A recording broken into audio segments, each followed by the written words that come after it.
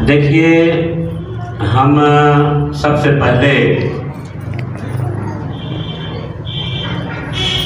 इस भौतिक संसार में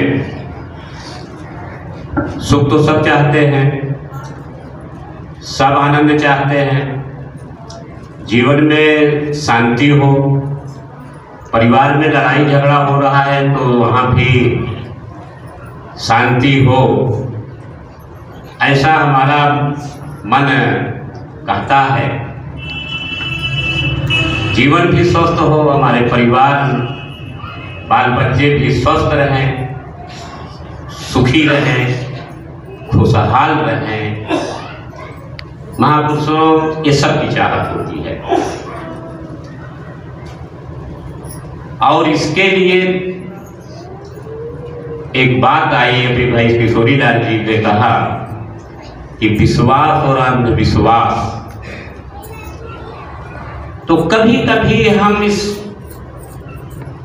संसार में, इस भौतिक जगत में सुख खोजने के लिए चलते हैं, कदम बढ़ाते हैं, दौड़ते हैं। ऐसा कर लेंगे, इस देव स्थान पर जाएंगे, इस मंदिर में जाएंगे, अमुक स्थान पर जाएंगे तो हमारी कार्य सिद्धि हो जाएगी, हमें सुख मिलेगा, हमें शांति मिलेगी, हमारी शंकाएं दूर हो जाएंगी। लेकिन महापुरुषों, ठीक है, मिलता है, लेकिन हम कहीं अंधविश्वास में तो नहीं फंस गए। भाई धर्मेंद्र जी ने भी इस बात की आगे चर्चा आगे बढ़ाया, भाई किशोरी लाल जी ने भी बढ़ाया। तो आपको स्थान कैसा मिला, कहां से हमें सुख शांति प्राप्त होगी और क्या करने से हमें सुख मिलेगा। महापुरुषों, उसके लिए बताया गया कि बिन हरि कथा, बिन हरि कथा, बिन सत्संग है न हरि कथा। कहते हैं कि बिन सत्संग है न हरि कथा, ते बिन मोह न भाव। अब मोह गए बिन राम पद होई न दृढ़ अनुराग। तो जब हमें सत्संग है, जैसे हम लोग आ रहे हैं हमेशा और यहाँ भगवान की चर्चा सुन रहे हैं, तो इससे हमें मिलता क्या है। अभी भाई साहब वो कह रहे थे, वो पटेल जी, कि सदगुरु मिला व खेवन हार, पार हुई जावे अखबार। तो बड़ा अंतिम लाइन उन्होंने कहा कि ये स्थान अच्छा है कि आपके जीवन में गुरु मिल जाए। तो गुरु करता क्या है कि सब चीजों से मुक्त कर देता है। गुरुवाणी में भी आई, इस हर चीजों से मुक्त कर देता है, मोक्ष की प्राप्ति हो जाती है। लेकिन हमने मोक्ष की परिभाषा को दूसरा समझ लिया है कि कहीं जो है ऊपर स्वर्ग मिलेगा। मोक्ष का मतलब कि कोई नरक और स्वर्ग होता है और वहाँ हम सत्संग करेंगे, संतों के दरबार में जाएंगे तो हमें वो स्वर्ग मिलेगा जहाँ सुंदर सा महल बना होगा और वहाँ फिर ऐसो आराम करेंगे, ऐसी एक परिभाषा हमने, एक धारणा बना लिया है मन में। लेकिन ऐसा नहीं। मुक्ति का मतलब है, मोक्ष का मतलब है कि ये हम इस व्यवहार जगत में रहते हैं, व्यवहारिक जीवन में रहते हैं। मुक्ति का मतलब है कि हम जो लड़ाई झगड़ा कर रहे थे अब तक, हमारे अंदर जो क्रोध पनप रहा था, हमारे अंदर जो मोह था, हमारे जो विचार दूषित थे, हमारे अंतःकरण में जो उठापटक थी, जो अशांति थी, जो हलचल थी, उन सबसे मुक्त हो जाना, यही सत्संग से मिलता है। गुरु दर पर यही मुक्ति है कि हर चीजों से, हर निगेटिव चीज से, हर नकारात्मक परिस्थितियों से ऊपर उठ जाए। चाहे वो विचारधारा हो, चाहे वो कर्म हो, उससे ऊपर उठ जाए, ये मुक्ति है। अब महापुरुषों, निश्चित ही यहाँ संस्कार बनते हैं।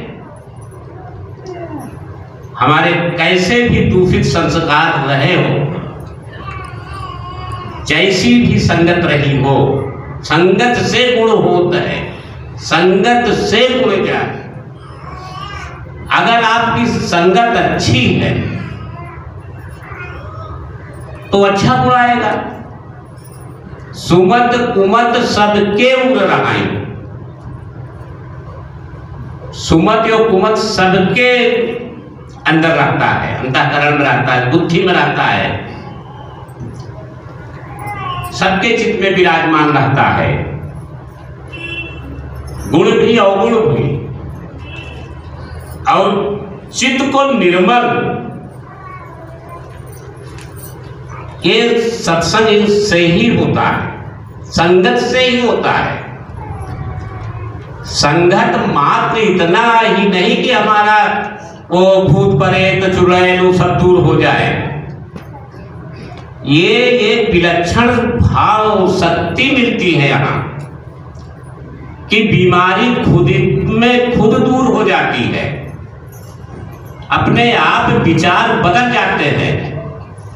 अब रही बात ये कि गंगा जमुना खूब नहाए। अभी जैसे भाई साहब कह रहे भीतरों को धोवा तब जानी, बाहर भीतर धोवा बाहर चमके। तो महापुरुषों गंगा जमुना खूब नहाए, अब गया न मन का मैल, और 8 पहर जूझत ही बीते जस कोल्हू के बैल। तो हम खूब बाहर खूब धो रहे हैं, गंगा में स्नान कर रहे हैं, जमुना में स्नान कर रहे हैं, संगम में स्नान कर रहे हैं, अच्छी बात है। उससे विश्वास जगता है, एक मन की स्थिति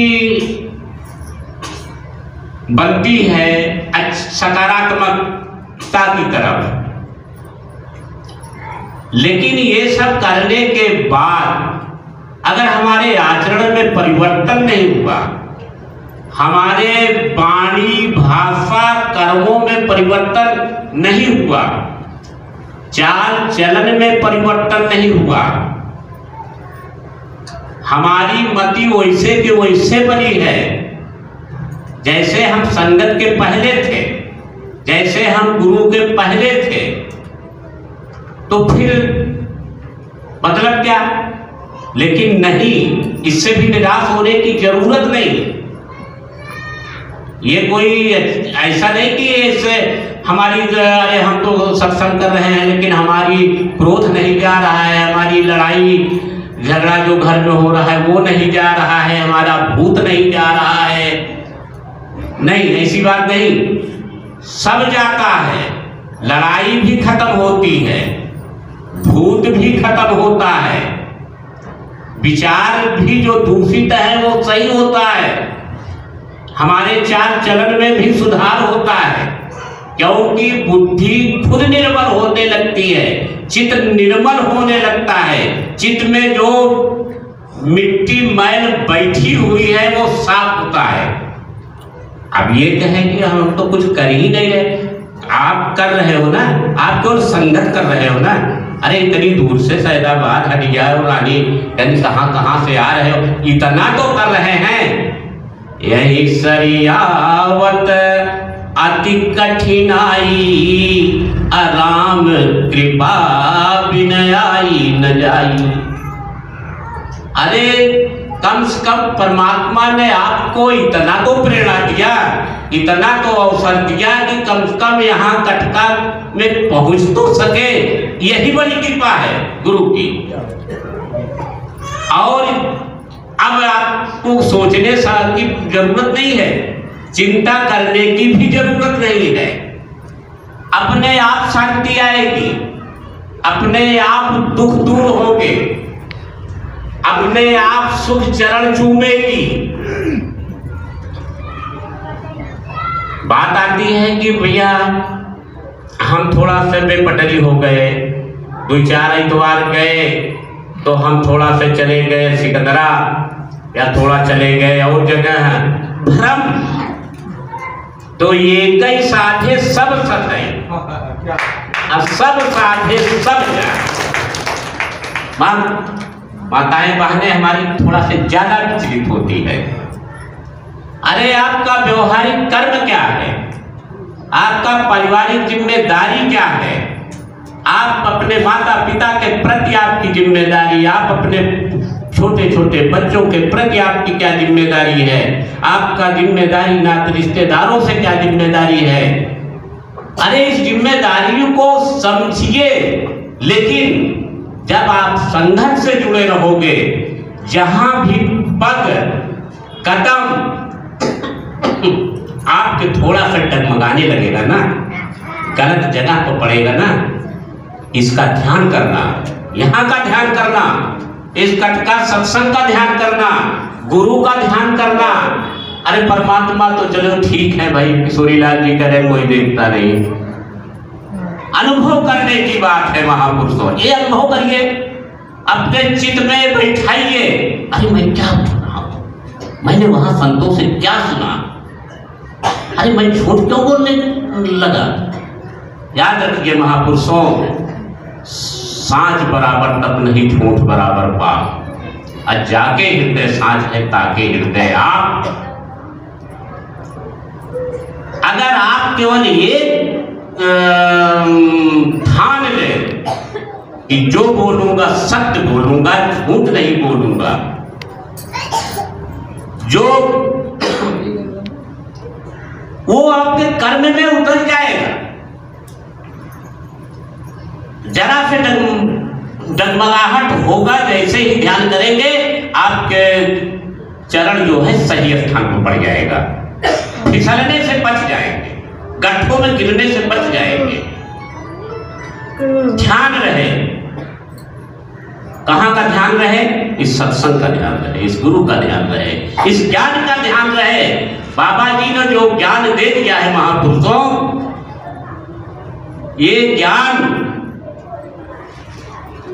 जो है, कोई धनवान सोचे, धनी सोचे कि हम धन से खरीद लें, कोई बलवान सोचे कि हम लड़ाई से इसको जीत ले, कोई बुद्धिमान सोचे कि हम इसे बुद्धिमानी से ले ले, कोई चोर सोचे कि हम इसे चोरी से चुरा करके ले ले। महापुरुषों, ये जो ज्ञान है, ये धन और बल से, छल से ये मिलने वाला नहीं है, ये प्रेम से मिलता है, प्रेम से। मेरे बाबा प्रेम सिखाते हैं। हरि व्यापक सर्वत्र समाना, भगवान शंकर रामायण में बोले हैं,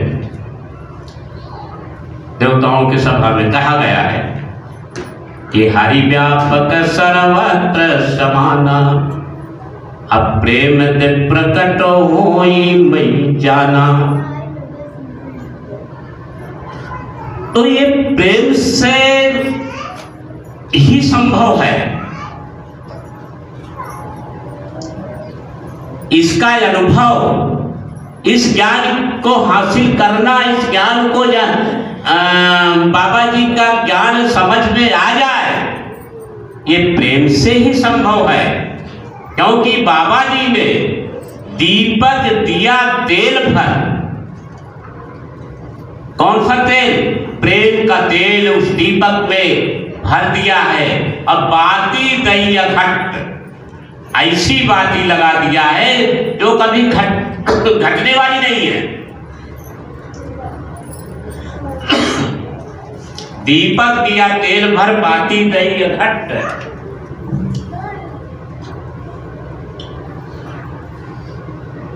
महापुरुषों, प्रेम वाला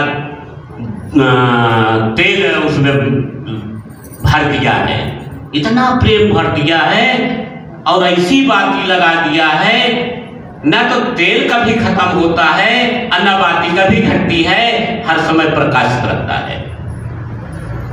अब यूं सोचिए आप, दीपावली गई, दीपावली में तमाम छोटी छोटी दियालियां जो मिट्टी के बना होता है और कुम्हार बना के देता है।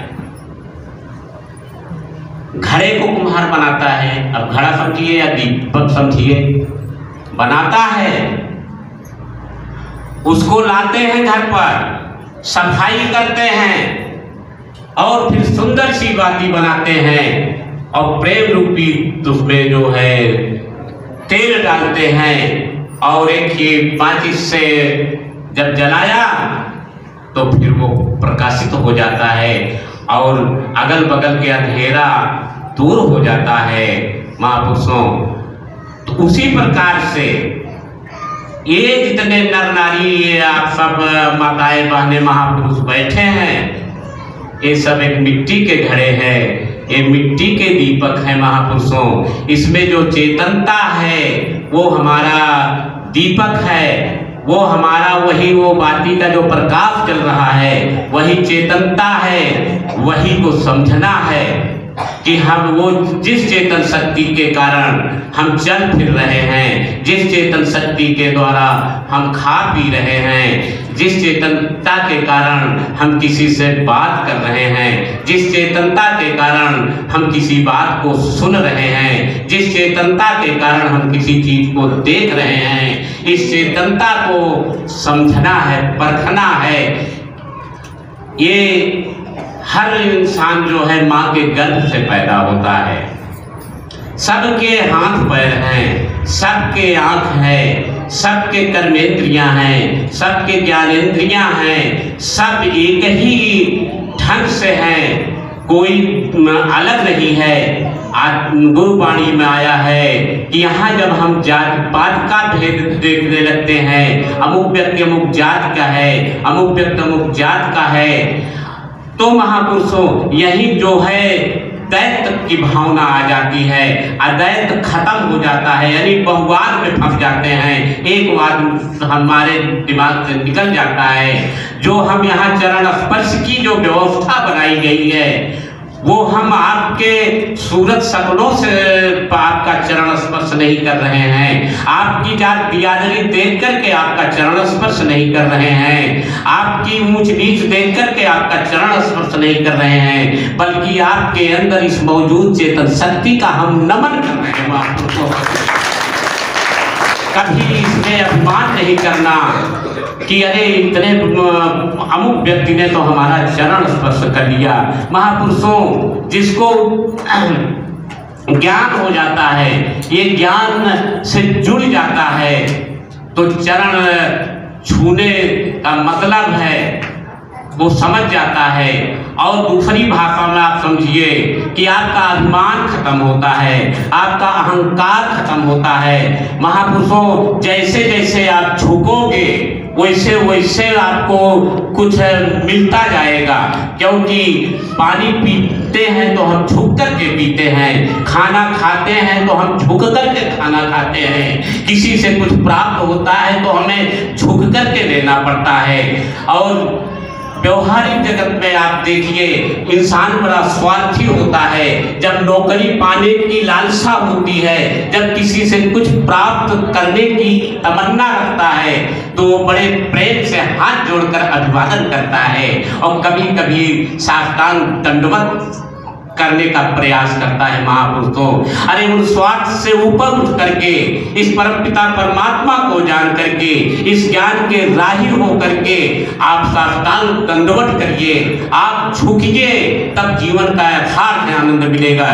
जीवन में जो सुख शांति की हम कामना करते थे, जो सुख समृद्धि चाहते थे परिवार में, वो सब कुछ हासिल होगा। महापुरुषों, ना निराश होना है, ना हताश होना है, ना आपको विचलित होना है। महापुरुषों, आप केवल एक लगन लगा लीजिए कि मुझे सत्संग करना है। ठीक है, महीने में एक बार करिए, कोई जरूरी नहीं कि हर रविवार को आए, लेकिन यदि समय हो तो सत्संग में बैठे, सत्संग की वाणी सुने। महापुरुषों, तो निश्चित ही आपको इससे जो आप चाहते हो विश्वास बढ़ता जाएगा, अपने आप विश्वास। महापुरुषों,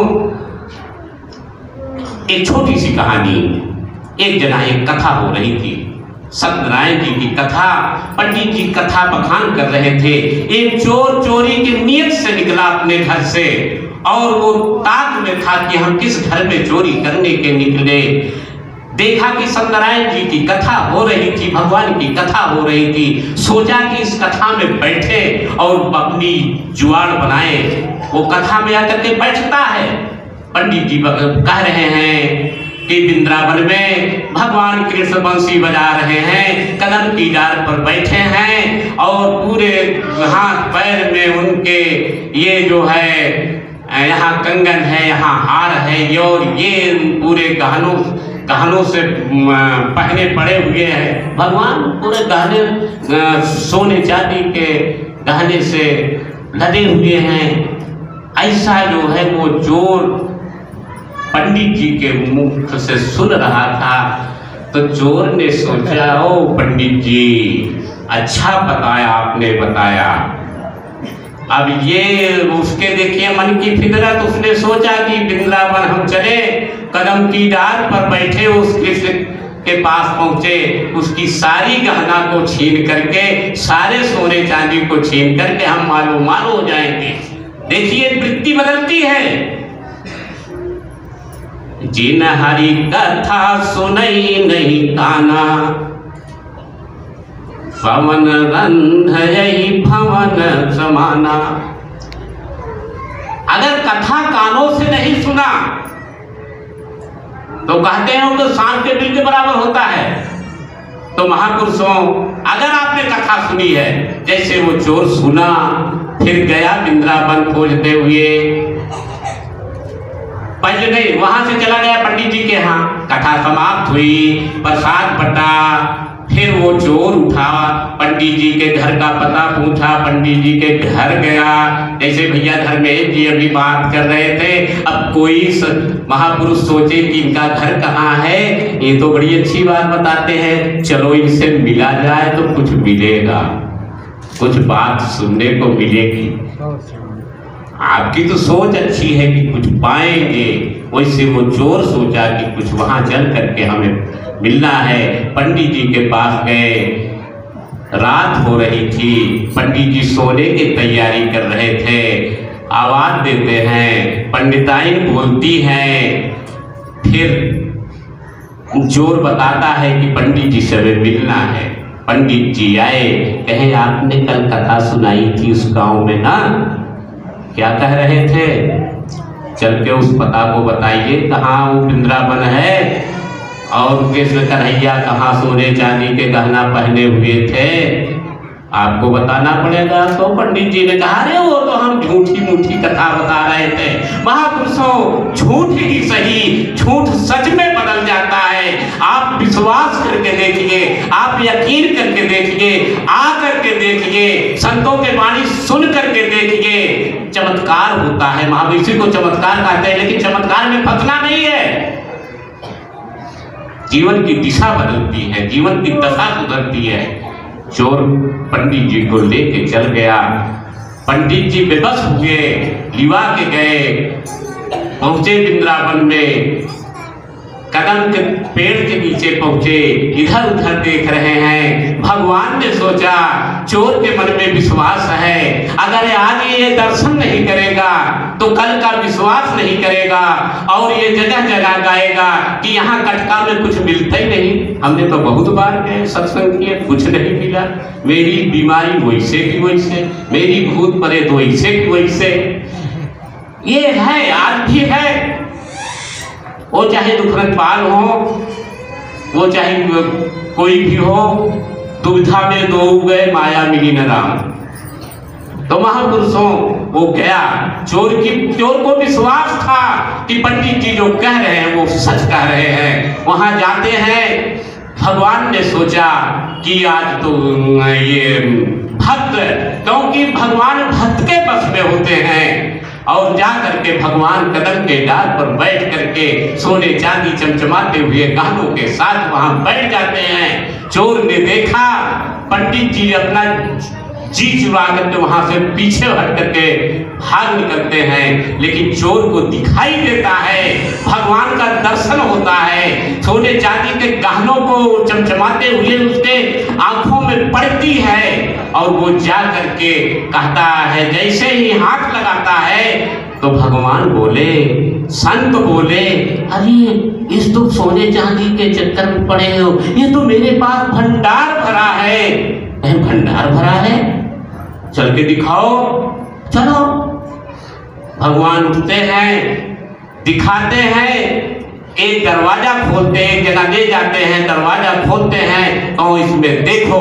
जैसे ही चोर देखता है, वहां सोने चांदी के भंडार भरे रहते हैं। हाँ, तुम भर लो, जितना भरना है, भरा सत्संग का दरिया है, नहा लो जितना जी चाहे, हजारों रतन बेकीमत भरे आला पे आला है, लगा के ज्ञान का गोता, लगा ज्ञान का गोता, निकालो जितना जी चाहे। महापुरुषों, ज्ञान रूपी गोता अगर लगाओगे, हजारों रतन, हजारों बेशकीमती आभूषण आपको मिलेंगे, इसमें कोई दो राय नहीं है। जैसे ही वो उसने जो है भरने का प्रयास किया, और अब कितना भरे, तो देखा तो भगवान वहां से पीछे मुड़ के देखता है, तो उनको भगवान नहीं दिखाई देते, और वो भर करके उसी में भर करके लेकर चलता है। महापुरुषों, तो कहने का मतलब, कहानी एक प्रेरणा देती है। हम जो प्रेरक कहानियां हैं, महापुरुषों, चाहे ग्रंथ हो, कुरान हो, वेद हो, सब में कहानियां एक छेपक है। इस कहानियों से हमें समझना चाहिए, इस कहानियों से हमें अपने जीवन के मूल्यों को उतारना चाहिए, और उतार करके अपने जीवन में अनुप्रयोग करें, अपने परिवार में अनुप्रयोग करें। महापुरुषों, दास बता रहा था कि वो दीपक वाली बात, कि जब हम उस दीपक को जलाते हैं उसमें रोशनी होती है। महापुरुषों, उस चेतनता को हमें जानना है, उस रोशनी को समझना है। और जब एक दीपक जलता है महापुरुषों, उस दीपक से तमाम दीपक जलाए जा सकते हैं। आज अगर बाबा जी यहाँ हमारे दीपक स्वरूप हैं, तो यहाँ सब जितने बैठे हैं, सबके दिया को जला दिया है, सब रोशनी दे रहे हैं, जहाँ भी हो तहाँ भी रोशनी दे रहे हैं। और ऐसे ये रोशनी की श्रृंखला बढ़ती जाती है, जिसका नाम दीपावली है, और अनंत श्रृंखलाएं जो है जलती ऐसे रहती हैं। और ये ऐसा दीपक है महापुरुषों, ये ज्ञान रूपी ऐसा दीपक है कि ये कभी बुझता ही नहीं है।